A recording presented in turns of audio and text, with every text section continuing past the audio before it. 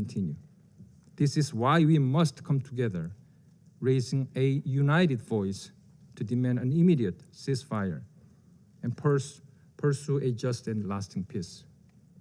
We sincerely hope that those who initiate this war will heed the principled call of the international community.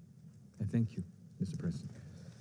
Thanking the representative of Republic of Korea for the statement. I now give the floor to the representative of the United Kingdom. Thank you, President. And I'd like to thank ASG Yanka and ASG Monsieur for your informative briefings today. Colleagues, the world has rallied around President Trump's call for an immediate and unconditional ceasefire. Ukraine has agreed, and we echo that call again today. Yet week after week, night after night, we see the number of Russian assaults grow.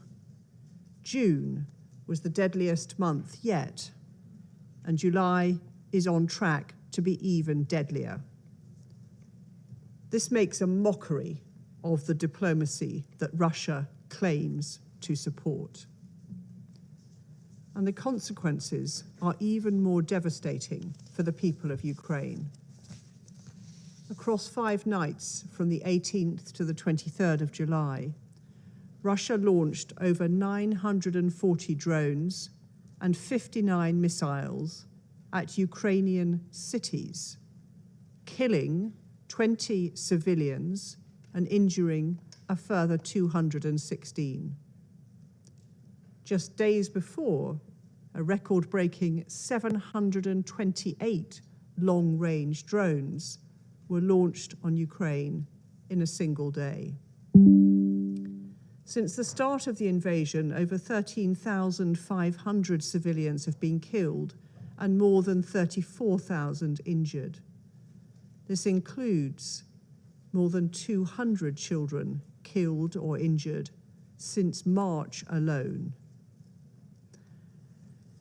We cannot allow ourselves to become desensitized to these figures.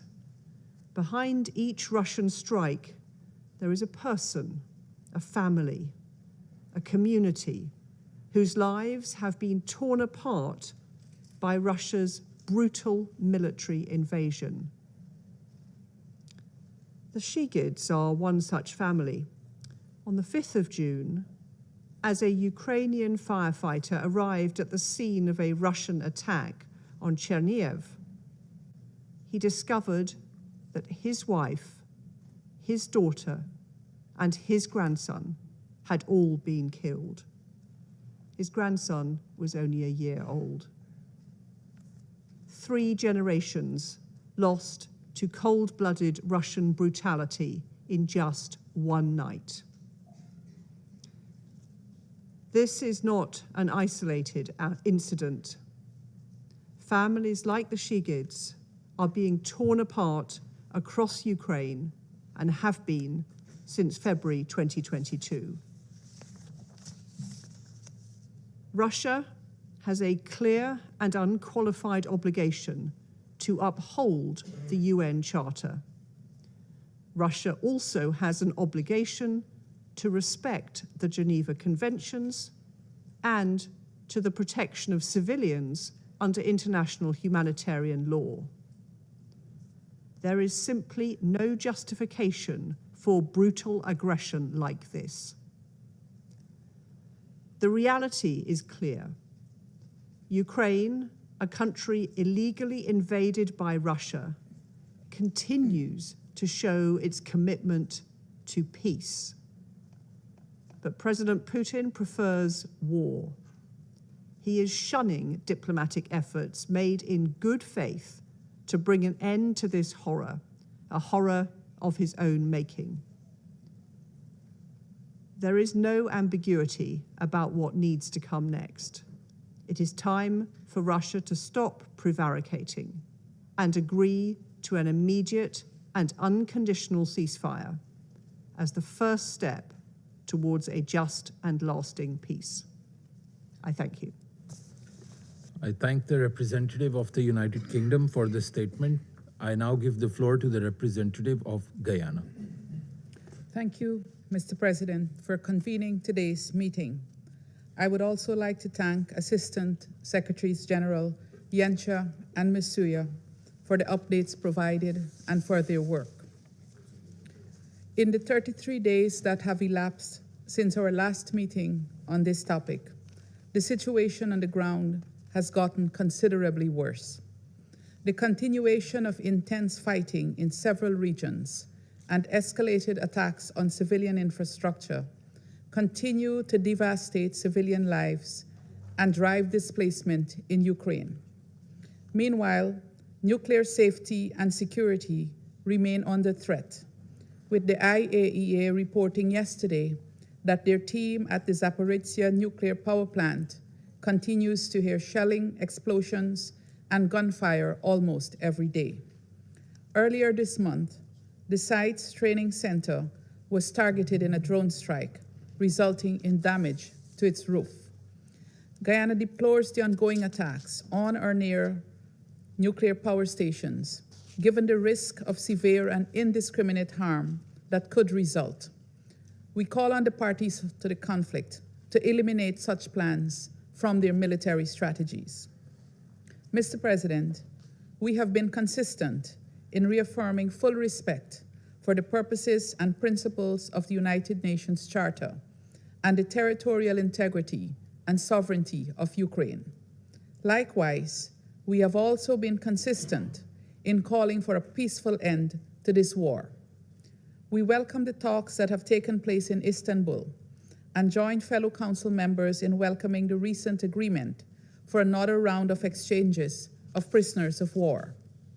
Nevertheless, we have noted that these periods of progress continue to be interrupted by increased attacks and heightened rhetoric. We urge the parties to ensure that progress is sustained by prioritizing the protection of civilians, fulfilling their international legal obligations, and ultimately agreeing to end this war peacefully and definitively. Guyana believes that many opportunities have been missed since the adoption of Resolution 2774 5 months ago, a resolution which, while not perfect, provided the first glimmer of hope since this conflict erupted. 5 months on, it appears as if the main obstacles standing in the way of peace are the absence of firm political will and an unwillingness to compromise and find common ground. Meanwhile, the civilian death toll continues to mount, and many more lives are devastated and put on pause. We call on the parties to engage in good faith and to bring an end to the suffering of the millions of men, women, and children. This includes those displaced from their homes and mourning the loss of loved ones in both Ukraine and Russia. Guyana further reiterates its call for the Russian Federation to immediately withdraw its military forces from the internationally recognized territory of Ukraine and to comply with its obligation under international humanitarian law to facilitate unhindered humanitarian access to those in need in the temporarily occupied territories. Mr. President, colleagues, it may be tempting, I'm sure, to imagine that one party will emerge victorious from this conflict. However, with nearly 50,000 civilian casualties reported to date and an unprecedented humanitarian crisis emerging, there will be no winners in this war. While the buildings are damaged can be rebuilt, the lives lost cannot be resuscitated, nor the injuries erased. But one thing remains clear: a call for peace is always relevant, and the choice of peace is never too late. The time to answer that call and to choose peace is now. I thank you. I thank the representative of Guyana for the statement. I now give the floor to the representative of the United States. Thank you, Mr. President. And thank you, Assistant Secretary General Miroslav Yencha and Assistant Secretary General Joyce Msuya for your briefings. And I welcome the representative of Ukraine. More than 100 days have now passed since this council adopted a resolution imploring a swift end to the war and urging a lasting peace between the Russian Federation and Ukraine. Since then, there have been some positive developments. UN Security Council Resolution 2774 paved the way for technical talks in Saudi Arabia and bilateral talks in Istanbul, resulting in the return of thousands of prisoners of war. But the progress we've seen has fallen far short of what is needed. Ignoring this council's call for lasting peace in Resolution 2774, Russia has continued to kill Ukrainian civilians. Russian drones and missiles have struck schools, playgrounds, apartment buildings, and nursing homes. Russia has deployed thousands of DPRK troops to its front lines and sent tens of thousands of Russian soldiers to die on the battlefield just to gain a small amount of ground. Mr. President, colleagues, the war, killing, and destruction must end. As President Trump has repeatedly stated, there is no military solution to this conflict. On July 14th, the President of the United States put Russian President Putin on notice to agree to a peace deal within 50 days. If Russia does not agree within that timeframe to stop the attacks, the United States is prepared to take further measures. Additionally, we again urge all countries, including China, to stop exports to Russia of dual-use goods that contribute to Russia's war industrial base and enable its drone and missile attacks against Ukraine. Beijing's claim to have implemented strong export controls on dual-use goods falls apart in the face of daily recovery of Chinese-produced components in the drones, weapons, and vehicles that Russia uses against Ukraine. Mr. President, now is the time for all UN member states to do our part to bring this war to an end. I thank you. I thank the representative of the United States for the statement. I now give the floor to the representative of Somalia. Mr. President, I wish to express my appreciation to ASG Yanka and Masuya for their briefing. My delegation remains gravely concerned by the continued deterioration of the humanitarian and security situation in Ukraine. The latest developments only reinforce the urgency and the complexity of the crisis before us. In that regard, I would like to make the following points. First, we are deeply troubled by the ongoing escalation of attacks impacting civilians and essential civilian infrastructure. The protection of civilians and critical infrastructure are obligations enshrined under international law. We reiterate that all parties to the conflict must respect and uphold these principles without exception. Second, we remain convinced that there can be no military solution to this conflict. Dialogue and diplomacy are the sole means to bring an end to this long-standing conflict and achieve sustainable peace. Continued hostilities serve only to prolong suffering and further diminish prospect for a sustainable peace. Diplomatic channels must remain open. In that context, we welcome the ongoing discussions in Istanbul between the Russian Federation and Ukraine concerning the exchange of prisoners of war.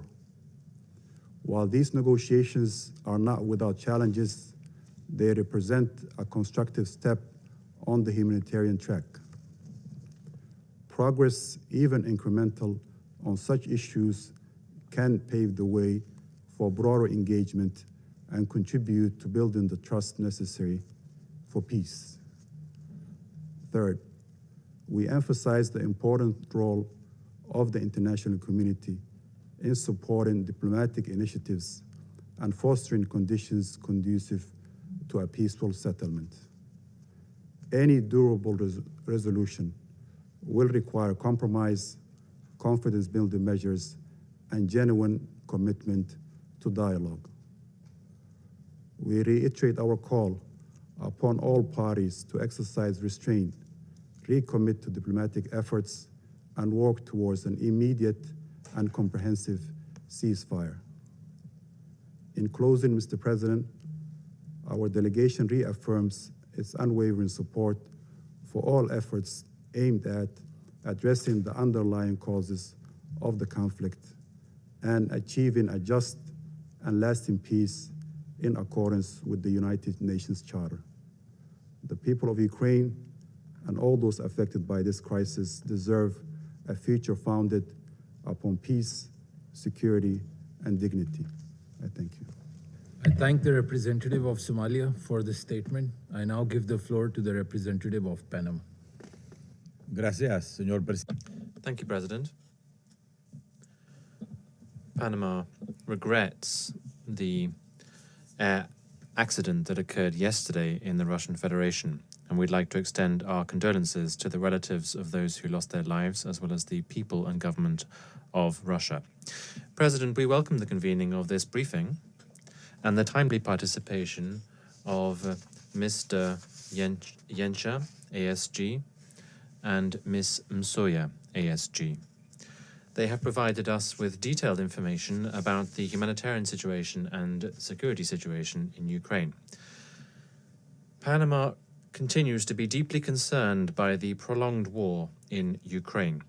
It is alarming that this conflict, with its devastating humanitarian consequences, has become a regular item on our agenda. We should not allow violence to lose its ability to move us, nor for the normalization of suffering to be imposed upon our collective responsibility. Like in any conflict, those who are most affected, those who bear the brunt, are those who have the least responsibility, that is to say, civilians who only wish to live in peace. This reality should compel us to ask ourselves, have we really learned from the tragedies that characterize the 20th century? Attacks on schools, hospitals, critical infrastructure, an increasingly vulnerable population, physically and emotionally exhausted. All of this cannot and must not be normalized. The detailed reports that Mr. Yencha and Ms. Msoya have provided us today clearly show with eloquent figures the lamentable effects of the attacks and the collective and individual tolls of the attacks on civilians, as well as human displacement and the deterioration of the humanitarian situation. And this is in addition to the increasing cost of the reconstruction of Ukraine. All of these are sad consequences of the conflict, which, rather than winding down, continues without any prospect of a solution. We do not think enough about the victims of the fighting, and the reports have shown that approximately 950,000 Russian soldiers have died or have been injured, and some 400,000 Ukrainian soldiers have died since the conflict erupted. Every day that passes without our acting deepens the collective trauma and erodes the minimal bases of the social contract. We cannot allow fear and despair to prevail over security and dignity. We urgently need to redouble diplomatic and humanitarian efforts to protect those who are not able to protect themselves, in line with our obligations pursuant to the Geneva Conventions. President, we are gathered here today in this chamber, which was as a result of the 1955 spirit precisely to avoid situations such as those in the past recurring. However, the figures that we've heard this morning and that we continue to hear every month defy this founding commitment. We are particularly concerned about nuclear security. At the beginning of this month, an attack completely disconnected the Zaporizhia nuclear plant. On the 13th of July, the IAEA team reported shots from light weapons being fired close to the power station, and in addition to this, incidents with drones in the surroundings. As DG Grossi has clearly said, the situation around the power plant is increasingly delicate and sensitive, and any incident could have catastrophic consequences. Panama echoes the words of SG Guterres, which he stated on the 5th of June, in which he condemned the wide-scale attacks with missiles and drones. The continued attacks continue to be one of the main characteristics of the conflict, and this represents a major threat to regional and global stability. Fair and lasting peace in Ukraine necessarily involves fully respecting Ukraine's sovereignty, territorial integrity, and political independence, pursuant to the principles laid out in the UN Charter. We urge the parties to immediately cease hostilities and to fulfill their obligations pursuant to international law, including international humanitarian law. In February of this year, one of this Council's resolutions offered a window of opportunity to a negotiated solution. Unfortunately, this opportunity was not taken advantage of. In this regard, we encourage the parties to continue direct talks, such as the talks that were held this week in Istanbul, which led to a new agreement for the exchange of prisoners of war. In addition to this, we reiterate that only through dialogue, diplomacy, and respect for these principles will it be possible to curb this spiral of suffering and to restore a peaceful and sustainable solution. Thank you. I thank the representative of Panama for this statement. I now give the floor to the representative of Sierra Leone. Thank you, Mr. President.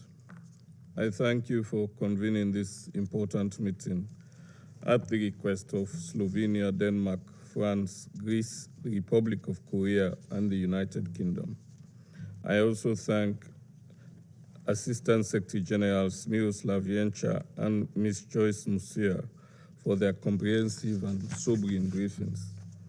We welcome the participation of the representative of Ukraine in today's meeting. Mr. President, the end of the Ukraine conflict remains a complex but not insurmountable objective.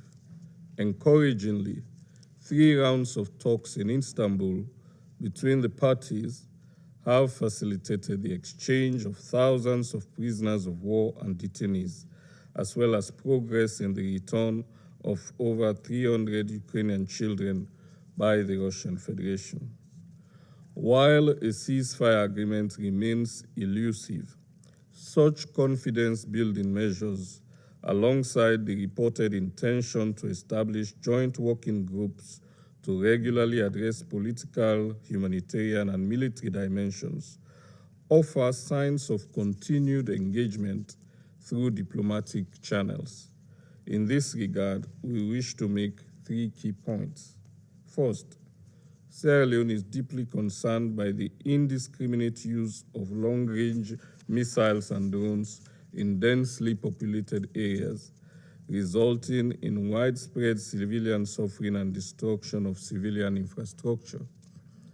According to the Human Rights Monitoring Mission in Ukraine, missile and drone attacks in June 2025 were 10-fold higher during the same period last year, causing extensive damage to energy, water, medical, and other vital civilian infrastructure.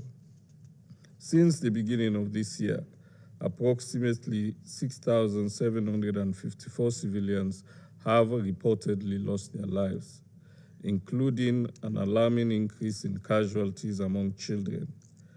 Reports from UNICEF further indicate that about 70% of the children in Ukraine, roughly 3.5 million, are facing severe material deprivation, including lack of access to food, clothing, heating, and education. For more than 3 years, the lives of these children have been shaped by fear, loss, and trauma, a situation that must not be normalized. In this regard, we underscore the urgent need to sustain and strengthen humanitarian assistance to reach the estimated 12.7 million people currently in need across Ukraine. We reiterate that the protection of civilians must be central to all military operations, with strict adherence to the principles of distinction, proportionality, and precaution, and call on all parties to uphold their obligations under international law. Second, we urge the parties to the conflicts to demonstrate the necessary political will and commit to structured negotiations aimed at achieving a sustainable resolution of the conflict. Building on the progress made in Istanbul, we join others in encouraging high-level political dialogue to address substantive matters for a ceasefire and a lasting peace. We welcome reports of private engagements between the heads of the respective delegations and urge continued negotiations in good faith with a focus on political and humanitarian priorities. We commend the sustained efforts of the United States, European leaders, and other partners in support of a comprehensive ceasefire. In light of the deep human suffering caused by the conflict, we appeal to the parties to prioritize the well-being of their citizens and seize the opportunity to bring an end to hostilities. Third and finally, the international community must begin to prepare for the post-conflict reconstruction and stabilization of Ukraine. The scale of devastation is immense. An estimated 139,000 square kilometers of territory are reportedly contaminated with landmines and explosive remnants of war, posing enduring threats to safety and livelihood. Short-term financial requirements for budgetary support, reconstruction, and humanitarian assistance have been estimated at approximately 40 billion annually by the Kyiv School of Economics. According to the World Bank's Rapid Damage and Needs Assessment done in February this year, long-term reconstruction costs may amount to over 524 billion in the coming decade. Thus, the challenge ahead is significant. We welcome international coordination mechanisms supporting Ukraine's recovery, including the Multi-Donor Coordination Platform and the Ukraine Recovery Conference. The guiding principles are outlined in the Lugano Declaration: partnership, reform focus, transparency, democratic participation, inclusivity, and sustainability remain fundamental. We also note with appreciation the increased engagement of the private sector in the recent recovery conference held in Rome, underscoring the crucial link between sustainable development and durable peace. In conclusion, Mr. President, we reaffirm that only a comprehensive ceasefire and peace agreement will enable the government and people of Ukraine, including over 10 million displaced persons, to begin the arduous process of recovery, healing, and rebuilding. Sierra Leone reiterates its support for all efforts that seek to protect civilians, uphold international humanitarian law, and advance a just and lasting peace that respects the sovereignty, territorial integrity, and internationally recognized borders of Ukraine, while addressing the legitimate security concerns of all parties to the conflict. I thank you. I thank the representative of Sierra Leone for the statement. I now give the floor to the representative of Algeria. شكرا سيدة. Thank you, Mr. President. At the outset, I would like to thank Assistant Secretary General for Europe, Central Asia, and the Americas, Mr. Miroslav Vienka, and Assistant Secretary General for Humanitarian Affairs and Deputy Emergency Relief Coordinator, Ms. Joyce Msuya, for their valuable briefings. Mr. President, unfortunately, the ongoing war between Russia and Ukraine continues, as does the killing of innocent civilians, including women, children, and the elderly. In addition to the continued recorded heavy losses in property and infrastructure, including vital facilities, which Algeria has condemned several times for being a flagrant violation of the rules of international law, including international humanitarian law.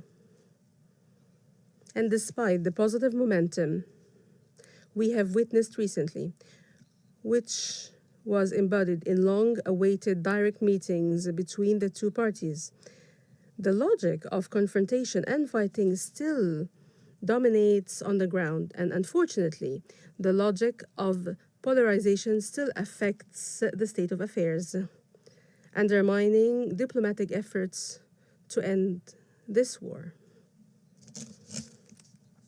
This conflict has not only affected the peoples of the region, but has also had spillover effects in many regions of the world, especially developing countries, as a result of the repercussions of this conflict on food and energy markets across the world.